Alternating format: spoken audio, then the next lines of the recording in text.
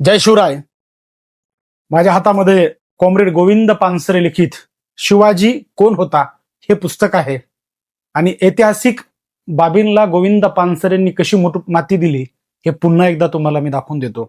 या पुस्तकाच्या पान क्रमांक 44 वर गोविंद पानसरेंनी नक्की काय लिहिलंय हे तुम्हाला मी वाचून दाखवतो. आक्रमक मुस्लिम सैन्याने सत्ता काबीज करताना व राज्य विस्तार करताना हिंदूंची देवळे पाळली व लुटली हे सत्य आहे, परंतु ते पूर्ण सत्य नाही, अर्ध सत्य आहे. अरब, तुर्क, अफगाण इत्यादी आक्रमकांच्या टोळीवाजा सैन्यांना नियमित पगार दिला जात नसे.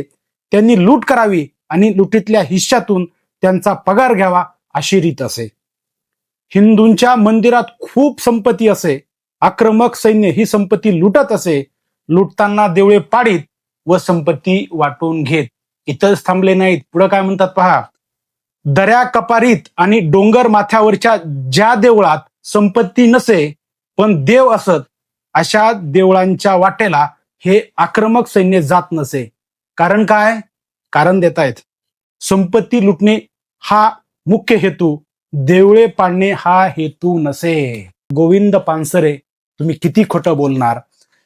लूट करणे, देवळं पाडणे, देवळातल्या मूर्ती फोडणे आणि देवळं पाडल्याच्या नंतर त्याच देवळाच्या ठिकाणी मस्जिद उभा करणे, असं कित्येक वेळेला नाही तर हजारो वेळेला या भारतामध्ये झालं.